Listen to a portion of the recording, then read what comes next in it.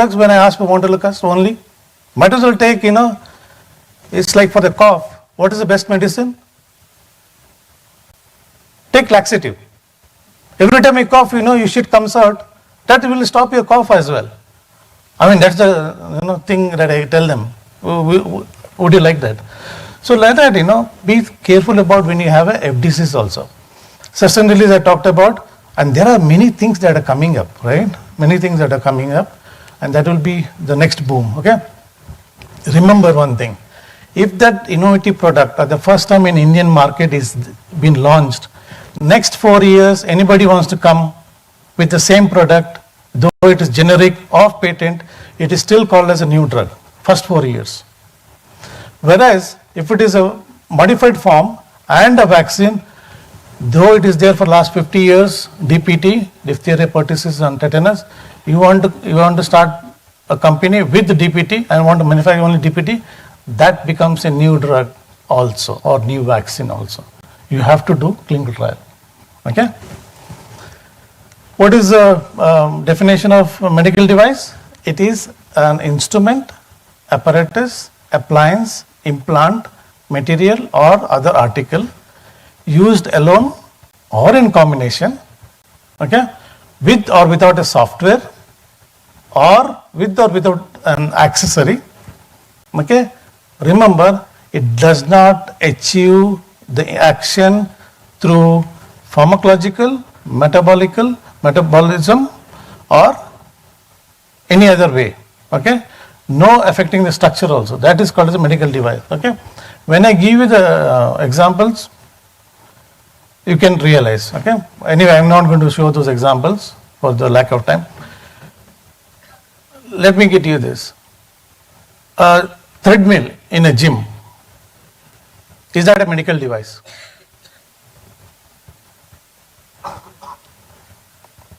Is that a medical device? No. That same treadmill, you use it in a cardiology department and they make you go for a stress test with the inclination, and you already have a MI, myocardial infarction or heart attack suspected, and put you on the gym and increase the speed to 7. Is that okay? It is okay because you will fall down. And when you fall down, do you want it still going on? You are on the thing and you will be crushed out. So there we need a thread that is tied to the person, and in case you fall or move little bit away, it will immediately stop or break. Stop or break. That is the medical device. Understand? You take a wheelchair in the airport. It's a wheelchair. But you want to use that wheelchair in a hospital, or a patient is on paralysis or challenged. Are you okay with the wheelchair not having a brake? Remember, the brakes in the airport wheelchair is in the back of the wheelchair. Whereas the medical device is one where they will have at their fingertip, or at least where it is accessible from the front itself. That is a medical device. Okay, as simple as that. So you don't have to bother about a thing. Remember, anything that affects the patient's or a user's safety is regulated. Okay, is regulated. Control of consumption. The drug, the estrogen and the progesterone in combination is a drug, but intrauterine devices like the copper T or condom is a medical device. Okay, that's the difference. Why? Because there is no drug in the condom, it's just a latex or a rubber. Okay, yes or no? Why? Because the condoms that are available in the market now is all 96% okay. That means 4% may have a micropore, and if you use it to avoid pregnancy and the micropore releases the sperms inside, you're going to have a big problem, right? So that's why it is regulated.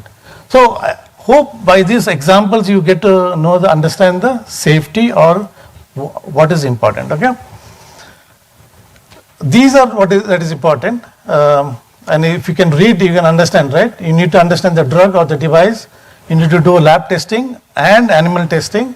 You need to do human testing or human clinical evaluation, and then you will get a marketing authorization from CLA, and then you go to SLA based on class A and B or some of the drugs, or mostly all drugs are by CLA, and then once it is market, you go for a vigilance. Okay. Let me not go into this. Only thing is, in a drug we don't have classification, okay, whereas in medical device we have risk based classification. That means we have A, B, C and D. Okay, A is low risk and D is high risk. Simple as anything outside the skin is low risk, but don't go by that theory alone, because it's always on three parameters. Intended purpose, if it is outside the skin and it controls your brain and heart and the respiration, is it low risk? I said outside the skin is low risk, but that outside the skin has an effect on your cardio, vascular, CNS and respiratory. Remember, it becomes a high risk. Okay. Other parameter is implanted for a short period of time. Okay, pacemaker is there for mostly lifetime. Some implants are there lifetime. But if you take IV cannula, you're just putting it only once, right? For a short period of time. Or you're giving IV with a syringe and needle, it is very short. So should we call it a low risk? No, it's a vascular. You can cause any other problem. Okay, so in a medical device, you have to think about it. Yeah, okay. So there are some softwares that regulate. For example, your glucometer. It has a software, right, to give the reading. The test strip is one, that's a device, but the reader is a software. Now, if test strip is okay, but the software gives you 600, you may have a heart attack there only, right? Or calling for the ambulance. And ambulance guy will be busy talking about how much he will pay. You are 600, now your hypertension also will hit. So he will make sure that you die somehow or the other. Or you use the ambulance for him, but he is negotiating the price. Yeah.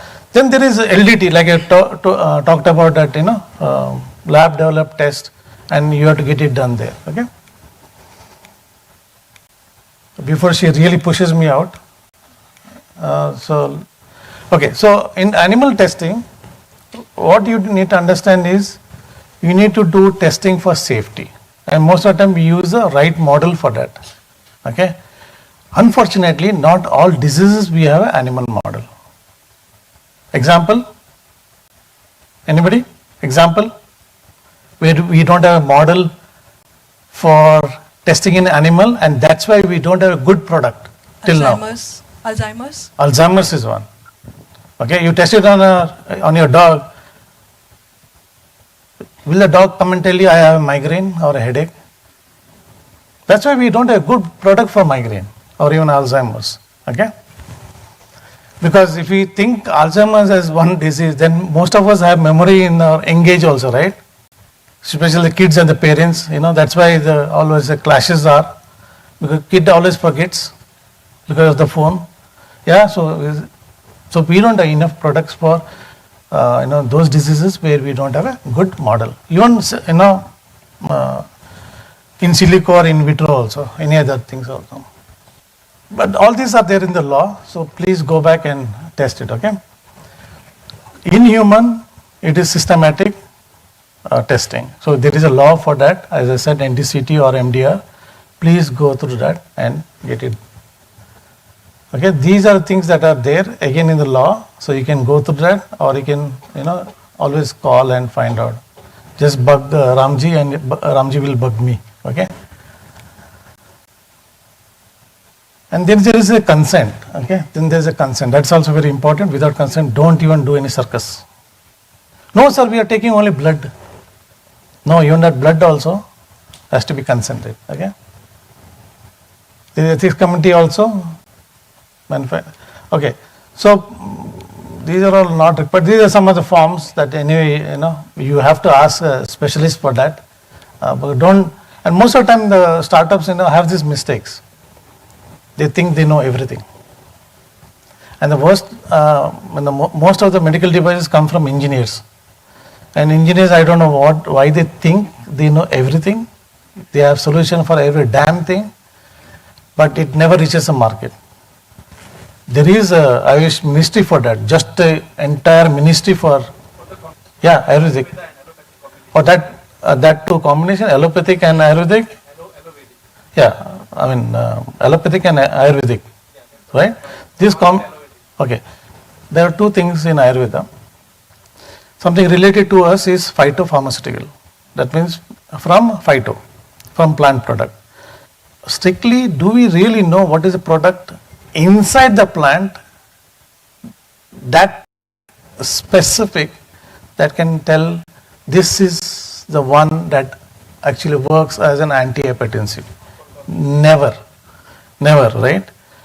Second thing, justification I always ask is, carrot is good, right? Everybody says carrot is good. So if you are getting blind or blur, let's eat 5 kgs carrot. And there will be some good marketer who will say that Delhi wala carrot long red one is good. I went to Delhi again last week and I was talking to the driver, he's telling, nahi sir, wo Delhi wala nahi hai, wo Ooty wala hai. And I come from south and he says me in North India that it is Ooty wala. Okay, anyway, he says that is good, right? So you never know what it is. So it's better never to combine that. Never combine allopathic to that. Because in allopathy, frankly, we still don't know 100% of drugs how they act at the molecular level. We still don't know. Okay? We still don't know. We know it's an antihypertensive or it is an antipyretic. How? We still don't know much of it. Okay? And once it is a market, you have to give a vigilance for next 2 years.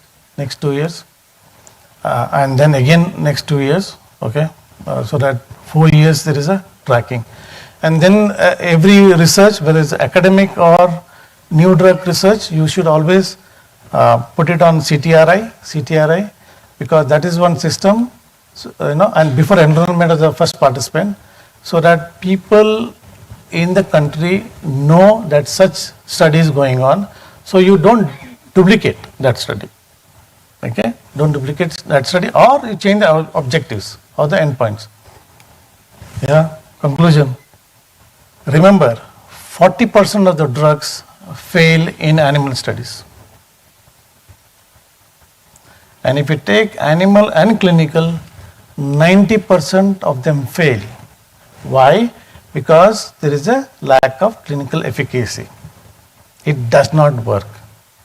In my entire 25 years of clinical research and about 300-400 clinical trials, I'm sure Dr. Marthak also will say, you must have had more experience than me. Yeah? I had 2 experiences where it failed. Concurrent animal study was going on, and law allows you to do concurrent first in human also. Okay? First in human also. So we had one non-opiate, non-narcotic analgesic for chronic low back pain. And what happened was, we started, phase 1 was already done in US, now we are doing phase 2 in India, and we started the study. Concurrent post 6 months study was going on in the animals. We started the patient recruitment after a few months, and the patient were very, very happy. So the meaning of non-narcotic, non-opioid, and the patient was feeling euphoric, forget the back pain. And then we saw at the end of this 12 months animal study, we saw it was carcinogenic. It was carcinogenic, so we had to stop the study in human. And patients said, no, I want to continue. Because he was feeling very high. He goes home, he is happy like a saint, even his spouse is around. right? Even the spouses around is very smiley, right? Do you see such kind of people? Something wrong, right, in the house if one of the spouses is happy, right? They didn't want to. So like that, there can be some things, okay? Unmanageable toxicity, especially with the serious adverse events, okay? Poor drug-like properties, very few of them because you would have tested in animals. And last one is lack of commercial needs because of poor strategic planning. Poor strategic planning. Now 2 people are coming after me. Yeah? All right. This is one example. And it's a public domain. Huh? As simple as July 2024 with the replacement for milk, replacement for breast milk, feed. They paid $495 million, $500 million fined for a simple infant formula. Okay. Second company, also baby formula, they got about 60 million. GSK, because they failed to report certain safety data, false pricing, they had to pay $3 billion. And see the amount in INR. So, and this is for clinical research. People in clinical research also can fudge the data, and see there, they were sentenced to prison. Yeah, so don't take it lightly. Don't take it lightly. After paying 2 million. So the regulatory agency is CDSCO, not DCGI, CDSCO. So we have under Drugs and Cosmetic Act, we have MDR, we have NDCT and cosmetic rules. And then we have CTRI, and you can do the study only after getting approval from CDSCO and EC. Okay. This is my book on medical device. It's very elaborate. I wrote this because most of the medical device startups had no clue of what is required from left to right. Okay. And this was very helpful for them. It's available on Amazon. You can take it. Thank you so much. To stay informed about the startup ecosystem, subscribe to MyStartupTV.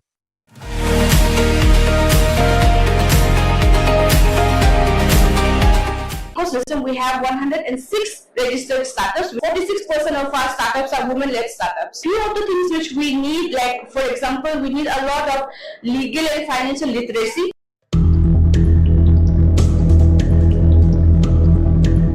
Hello, welcome to MyStartupTV. I'm Major Sunil Shetty. We are here at Startup Mahakumbh 2025 at Bharat. We are at the Arunachal Port, and with me is Tamarilla, who's a research officer with Startup Arunachal. Welcome, ma'am. Welcome to the show. Thank you so much. Thank you so much. Can you tell us something about Arunachal startup ecosystem? So we have a very vibrant, a very young yet a very vibrant ecosystem in Arunachal. In the year 2021, we had the APIP, that is Arunachal Pradesh Innovation and Investment Park, established in the year 2021.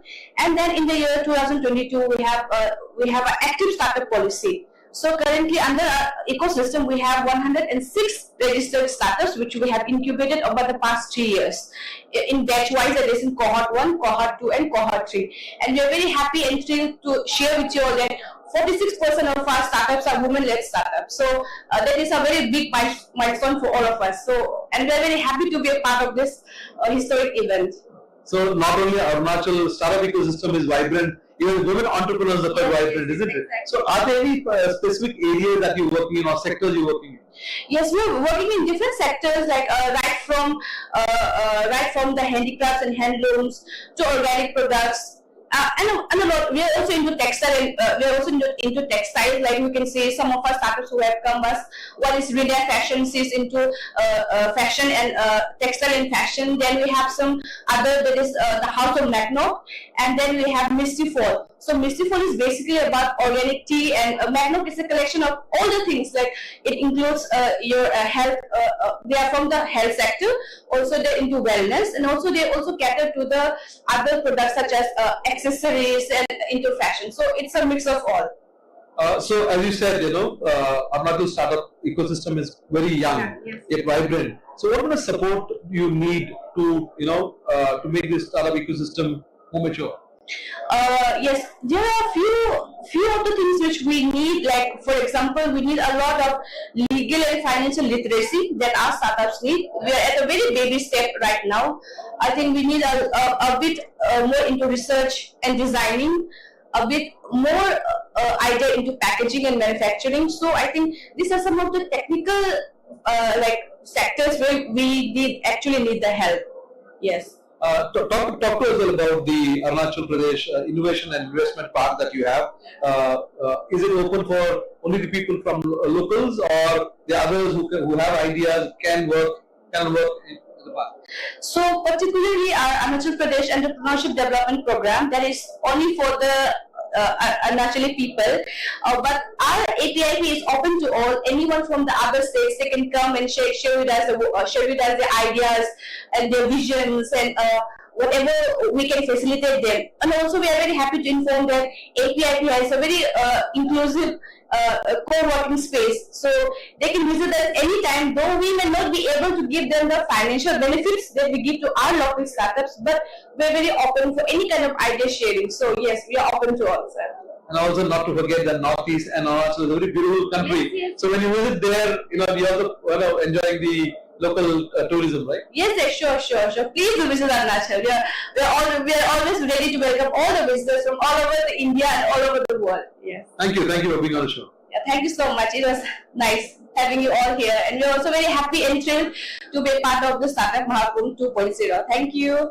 To stay informed about the startup ecosystem, subscribe to MyStartupTV. Hi everyone, my name is Utkarsh. I run my company called 3-Way Studio. So what we do in Web3, we basically operate into Web3 and blockchain industry. So in 3-Way Studio, what we do is we help Web2 companies migrate into Web3. So whomsoever is looking for a blockchain solution, like NFTs, metaverse development. So this is what we have been doing. So I started this journey from Polygon. Polygon is a $1 billion Web3 company. I worked as the product manager over there, and then I started with 3-Way Studio. So this is what I've been doing from past 2 to 3 years. And we are also doing worldwide crypto events and Web3 events.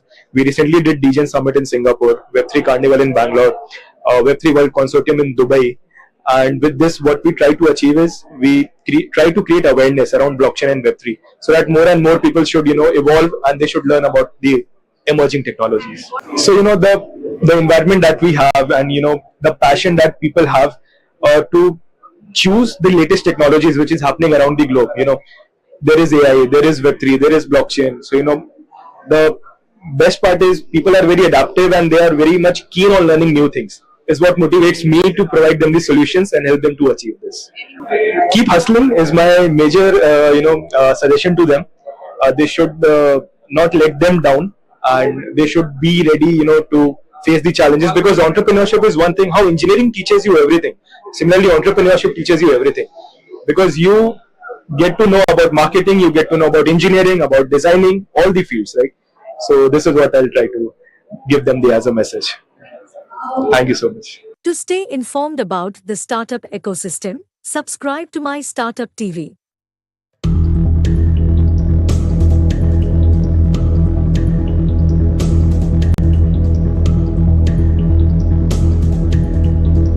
About been 16 years that I've been working with medtech companies. Was in the US for 8 years, where I did my master's in biomedical engineering, was with Philips, where I was actually a design engineer, not a QARA to begin with. Came back to India with a vision to start something of my own. Joined a startup, a well-known startup in Bangalore called Force Health. That's where actually my journey in the whole regulatory forum and QMS started.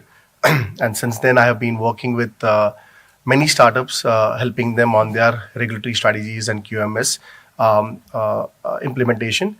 And as of June 23 is when I started my company.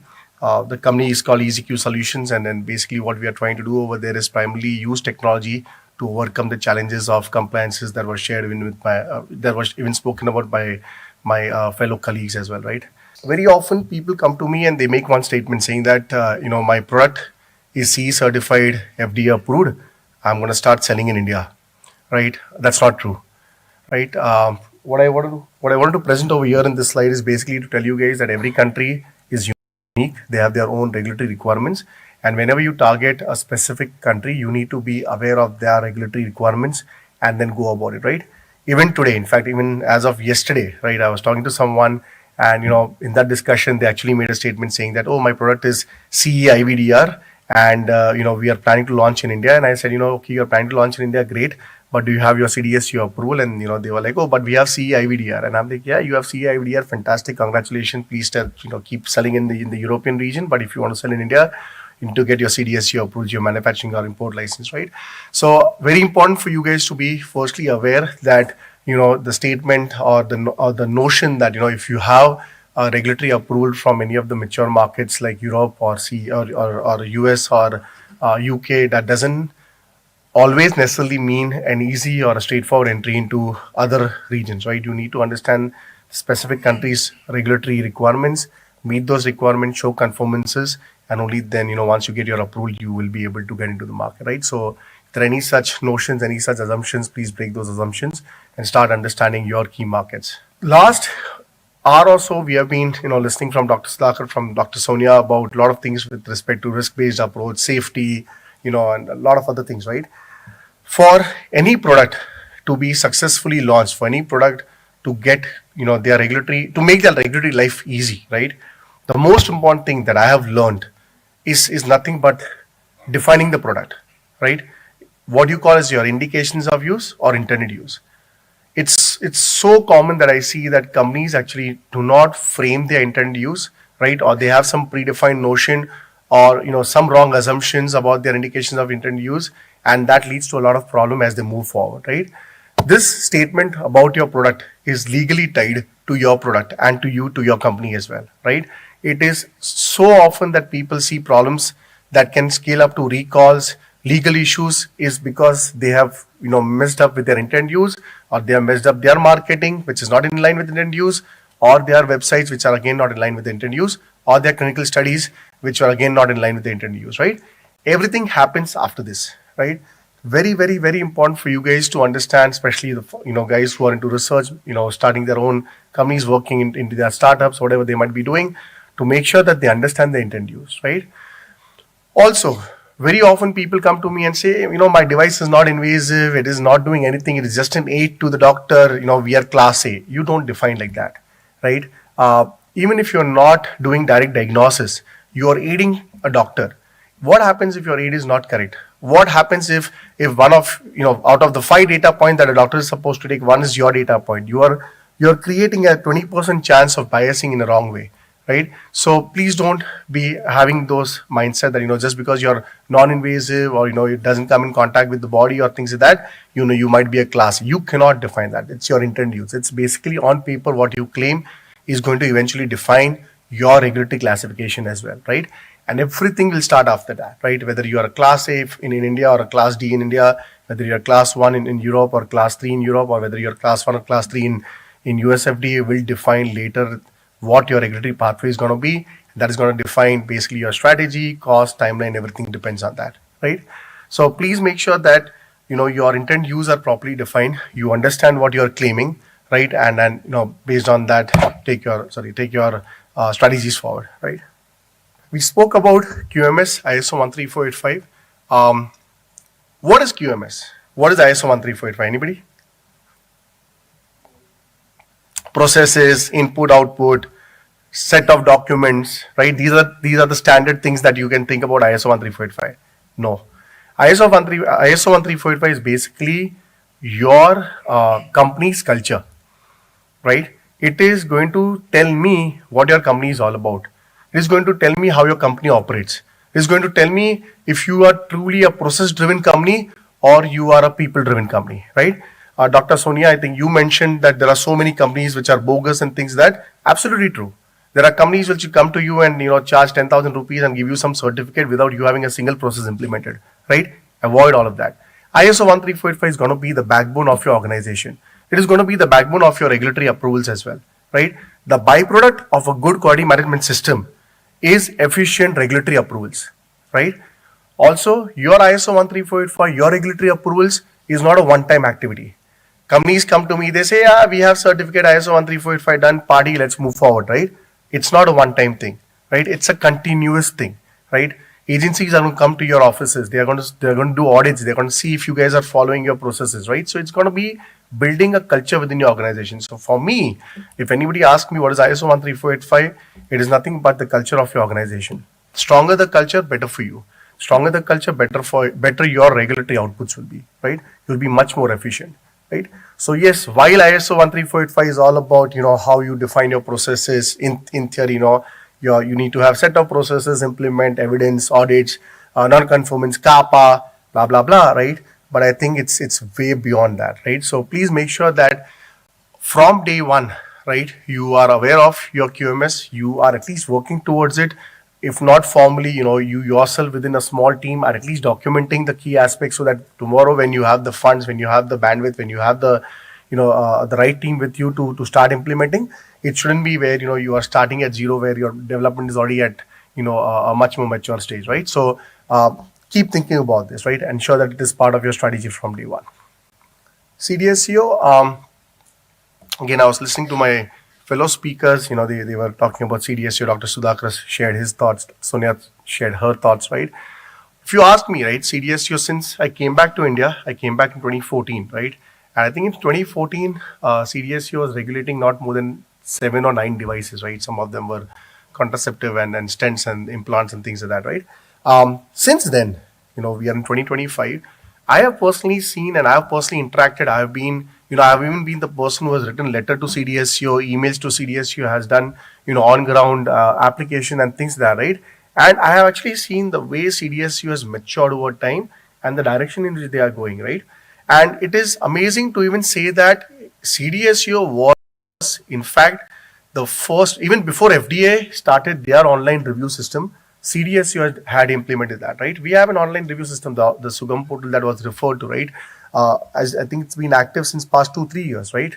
In fact, more than that, right? Where initially we were doing this NOC business, right? And now we are doing the application for test license to even manufacturing license, import for test license, all other things, all other different things, right? So I think CDSCO is doing pretty good, right? Yeah, there are few places where not only CDSCO, I think everybody needs to improve upon, right? One such thing I can share with you guys is the way the whole classification works in CDSCO. There are predefined classification, devices are predefined by CDSCO, but what happens if your device is not part of one of those lists, right? Or it's not there in the list, right? You fall back at MDR 2017, look into the rules, and then you try to classify your device, your system, right? But nevertheless, yeah, it's important for you guys to be aware that CDSCO is India's regulatory body, not DGCI, not ICMR. It's CDSCO which gives you the final approval, right? And you should be interacting with CDSCO to get all your medical device side of doubts cleared, right?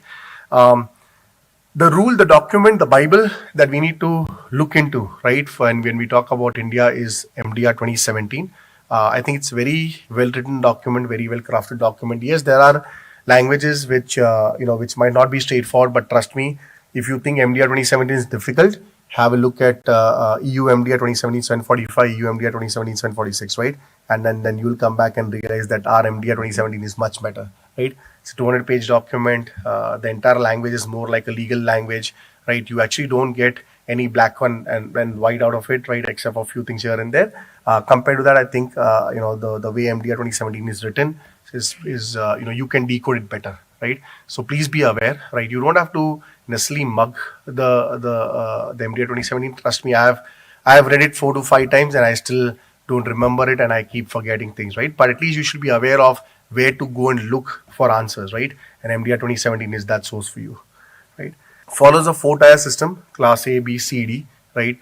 Typically class A is devices which are low risk, D are devices which are high risk.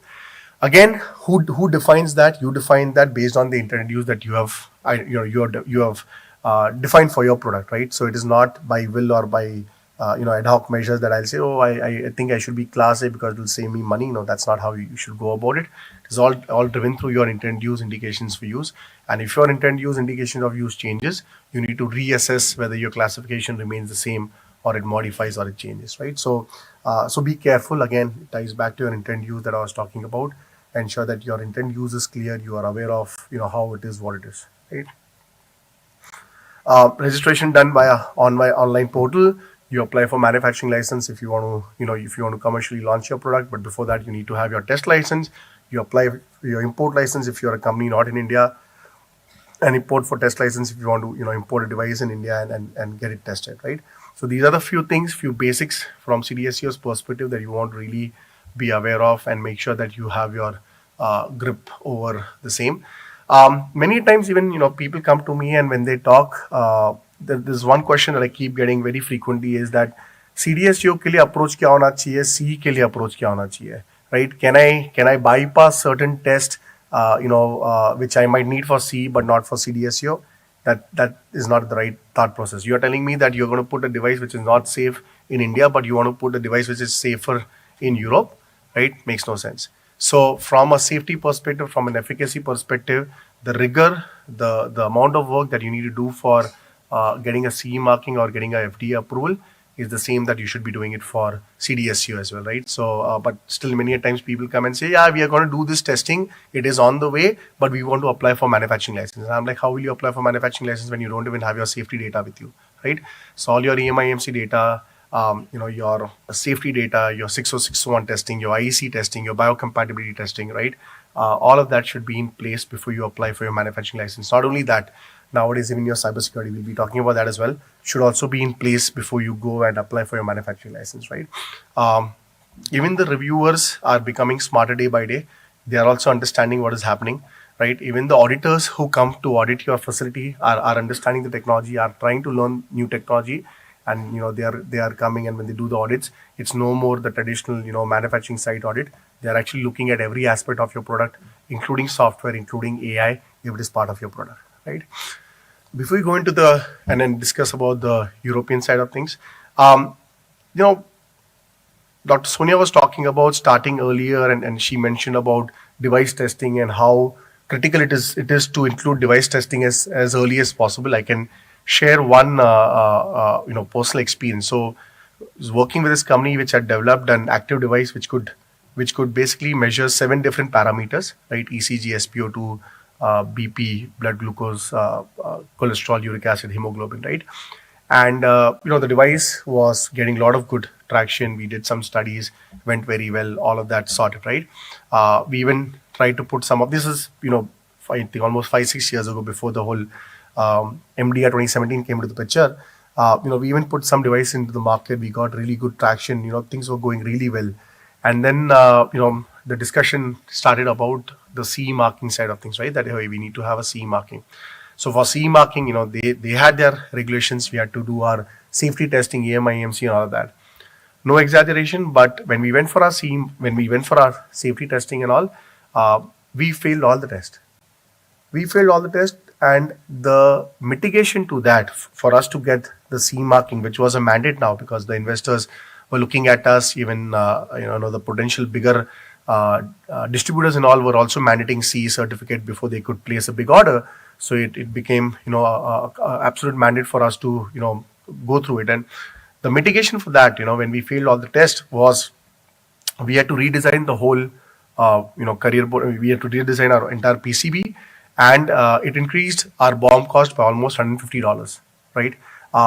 And then we had to do the whole thing again, right? Don't forget about the multiple iteration that we had to go about doing the testing, paying the labs the cost, wasting that much amount of time, right? So our entire efficiency that we had built had gone for a toss, and literally we came up with a new product just because we never considered, or we never thought of considering early testing as we were getting tractions in India, right? But that's the kind of impact that happens very frequently, right? I've also seen cases where devices are called off the market, or they are not able to progress with a specific type of device just because they are not able to meet these requirements, right? ECG is one such device which has very stringent requirements, right? BP has clinical trials requirement. SpO2 has very stringent clinical study requirements as well, right? The sample size is low, but it is actually a pretty stringent requirement from the perspective of actually implementing them, right? So while these devices are you might see them very commonly, but when you think from a regulatory perspective, right, the whole requirement, the whole mindset, the way thing needs to be approached changes, right? And hence it is more important for you to inculcate regulatory as part of your overall strategy, right? So regulatory should not be seen in isolation. That's the biggest problem, right? That's the biggest problem I see even with MNCs, right? That while they do a very good job in planning and strategizing and all that, but end of the day, regulatory is still an isolated vertical. QMS is an isolated vertical, which should not be the case, right? Your regulatory strategy should be closely tied with your product strategies. And if you do that, again, you will build efficiency in whatever you do within your organization, right? MDR 2017-745 is the regulation for general medical devices if you want to get your CE marking.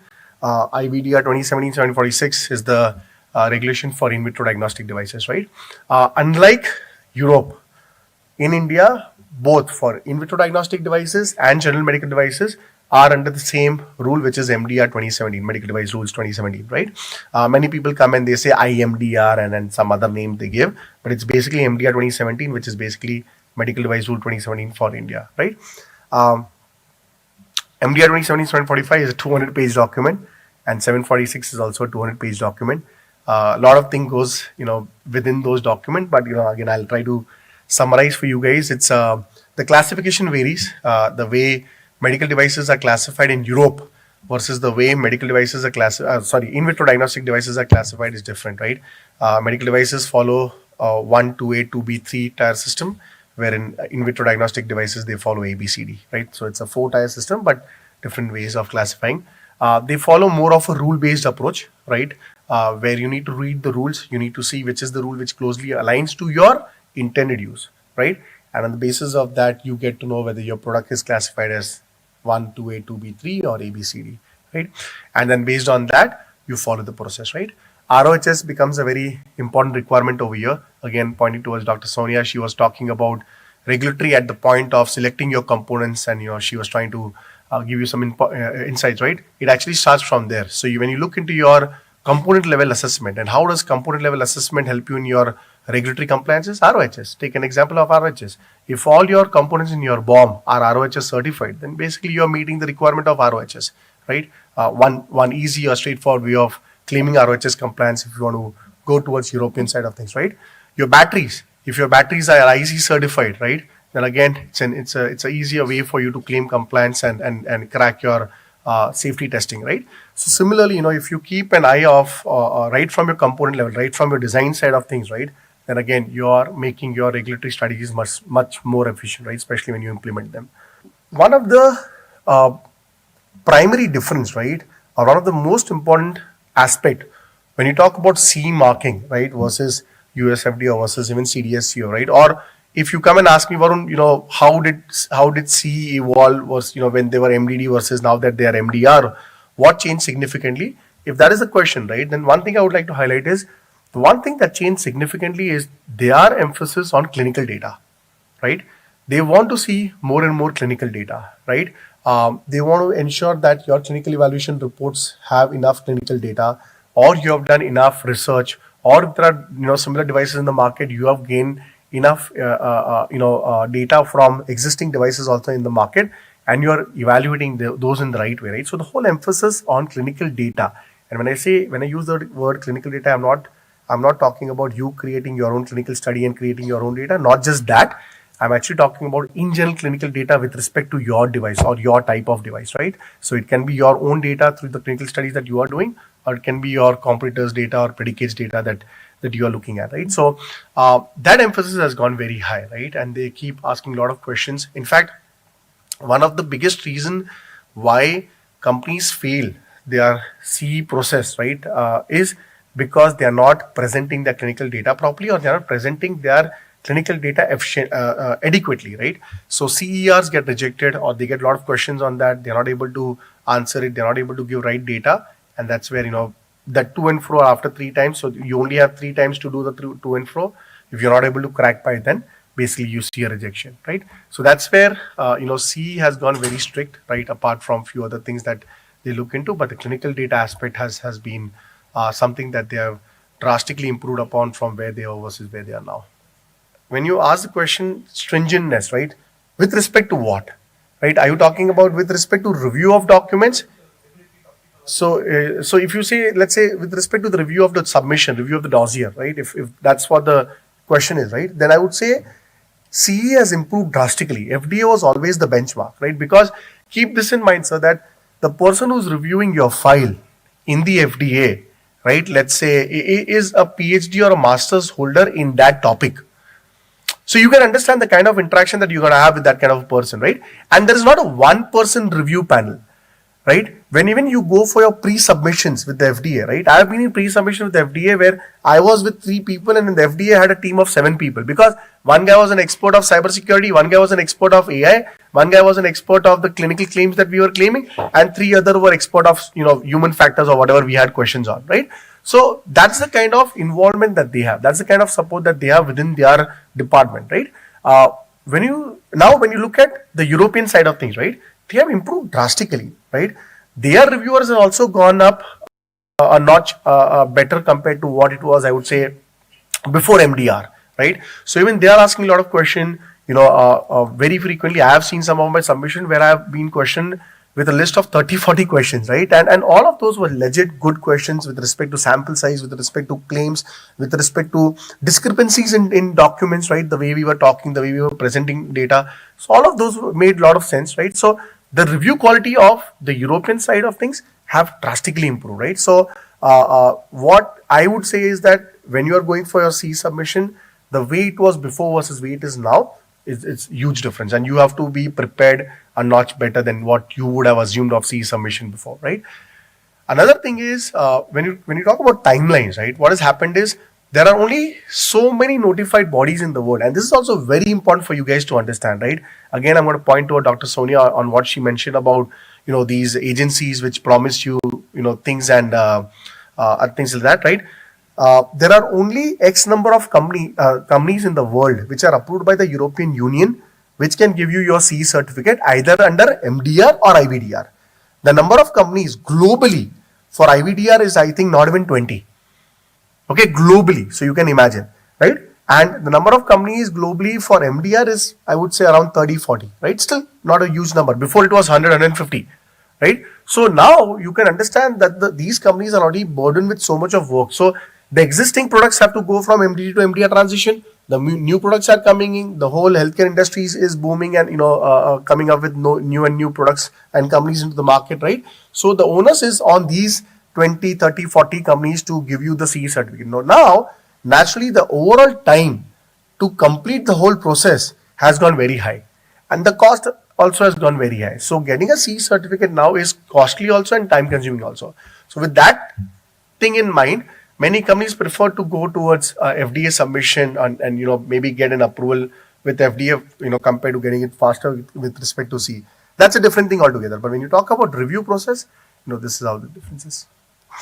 Right from you selecting your authorized representative to the person who's going to help you in your technical file, writing of your technical file, GSPRs becomes very important, right? Even if your authorized representative is not good, and this happened with me, 2 different authorized representative, similar kind of product, 2 different companies. One selected an authorized representative which was expensive but a global name. Second selected authorized representative which was cheaper, someone who's working on its own from Germany. Okay, same product, same everything. I was the one who was working for both the companies, helping them out, right? One company got their approval within like 45 days, other took almost 4 months, right? So even the authorized representative that you are working with plays a very important role in building the credibility of the file that you are submitting, right? Or the review that you are doing, right? And that is also something you should keep in mind. So all of these aspects in the whole process of your getting your regulatory approvals are very important for you to keep in mind, right? You don't have to be too you don't have to get too bogged down with this, but just be aware, right? At least do your basic due diligence before you appoint your authorized representative or before you appoint your your consultants also that you're going to work with. They do have fair understanding of the whole process. The thing about US FDA, right, that I really like a lot, right, personally, is the fact that they interact a lot with you, right? So they have programs of doing pre-subs. They have a lot of webinars. They have public forums where you can interact with them. Even if you missed out a webinar, I mean, their webinars in public forum, you can do a pre-sub, right? Write it to them, give them your product details. In 60 to 90 days, they will tell you in a written feedback, exactly telling you what you should do, what you should not do, answering your questions. And then you also get a chance to talk to them and get more insight, right? I think that's one thing that if I could advise CDSU, I would tell them that, see, if we can start this kind of a program in India as well, helps companies a lot, right? Help them to clear their doubt, get them on track from day one. And you're directly, it's kind of a thing that where you're directly listening from the horse's mouth. So, you don't have to have too much of confusion, right? Ye consultant ne wo bola, usne ye bola. You can avoid all that nonsense, right? So that's one really good thing that I like about FDA. FDA, the way they work is slightly different. They don't work on a, so again, everything starts from internet use, right? Everything starts from internet use, right? So they don't work with this concept where, you need to look into rules and stuff, right? They have devices that they have identified. They have pre-classified devices. You look into your device. If your device has a predicate, the definition of predicate is basically any approved device which is similar to my device and approved by that country's regulatory body, and it's available in the market, is my predicate, right? So if I'm an ECG manufacturer, if there is an ECG in US which is approved and my claim and their claim are similar, then that becomes my predicate. If I want to sell in US and an ECG manufacturer has got an approval in India, they cannot be my predicate for the US application, right? Simple as that, right? And substantial equivalence is basically when you say that, hey, this is my predicate and whatever I am doing is similar to the predicate, right? From the testing, right? From the safety aspect, right? From the clinical studies, right? From biocompatibility, whatever is applicable to you, right? From your claims, whatever is applicable to you is similar, not same, to my predicate is substantial equivalence. Again, substantial equivalence does not mean that you need to be exactly same as your predicate. Even if there are differences, you need to highlight those differences to the FDA. You need to explain the FDA that, see FDA, this is the difference, but it is still not significantly different because my intent use is the same, my overall technology or the output is the same, the way I am doing things is similar, right? And even if there is minor difference in let's say he's using Bluetooth versus I'm not using Bluetooth, or he's using battery versus I'm not using battery, or he's using one type of a software, I'm using a different type of a software. You explain that difference, you explain how the difference has been verified, validated, and you have ensured that it does not have any additional safety concern. You do that and you move forward, right? So there is again a notion where people are replacing the word similar with same, right? Please don't do that, right? You can absolutely have differences. You will have differences in your product. Yeah, I mean, how can you make two same product? I mean, you'll have all sort of legal issues. No, after that, you will definitely have differences in your product, right? The intention of claiming someone to be predicate is not to say I am same as that person or I am same as that product, right? To say that I'm similar with respect to certain aspect, you prove that, move forward, right? And that's where FDA becomes different in the way they do their whole regulatory approvals and stuff like that. Is that they look into the concept of predicates. If there is no predicate, what happens? If there is no predicate, then you can claim yourself to be the first of the kind, right? Or de novo, right?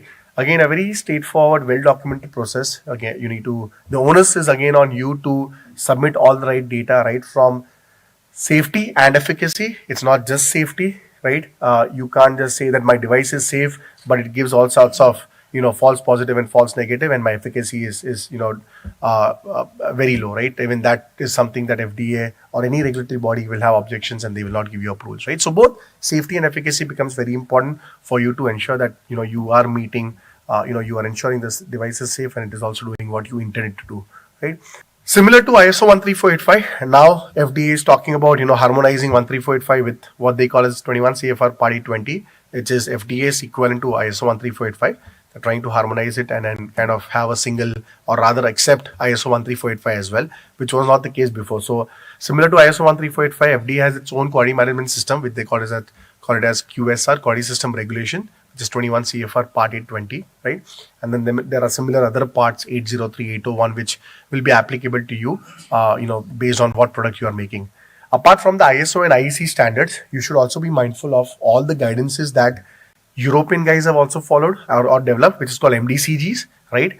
And the FDA has also developed, right? FDA has bunch of guidance document. They have guidance document on software. They have guidance document on AI. They have guidance document on human factors. They have guidance document even on if you have developed a blood glucose monitoring system for let's say self-use versus for, let's say, hospital care, they have two different guidance documents for both the application, right?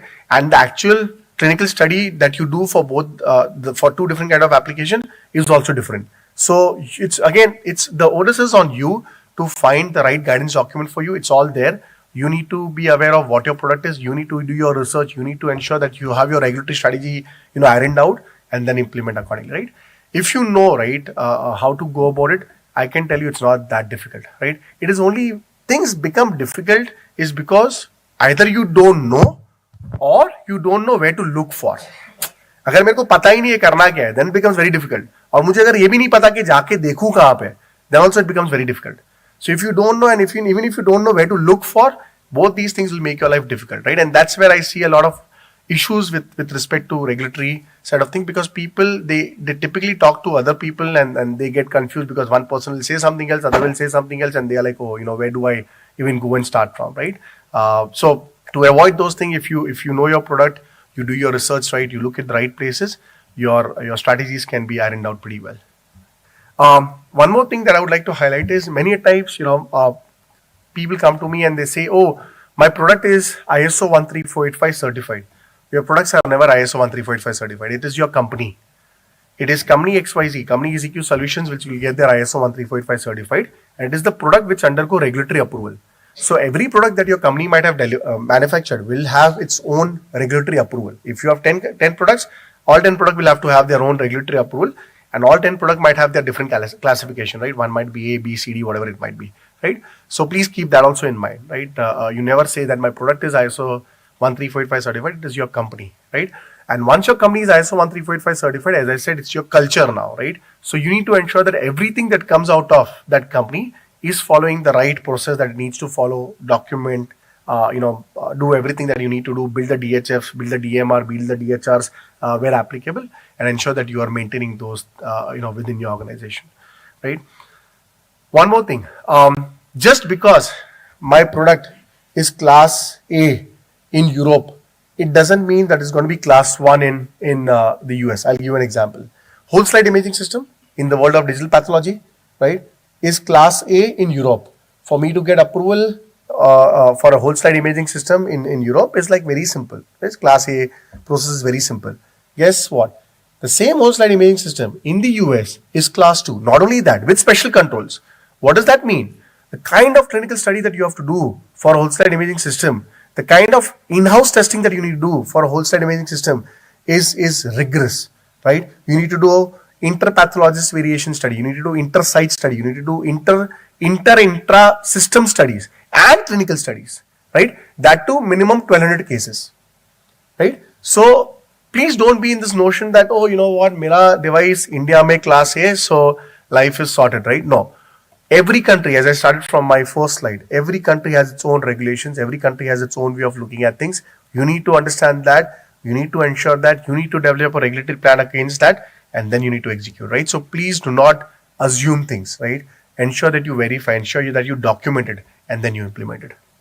One thing that I want to highlight in this discussion is over the last 1 year that I have seen a lot of discussion happening is something called breakthrough designation, right? We are talking about novel technologies. We are talking about novel healthcare.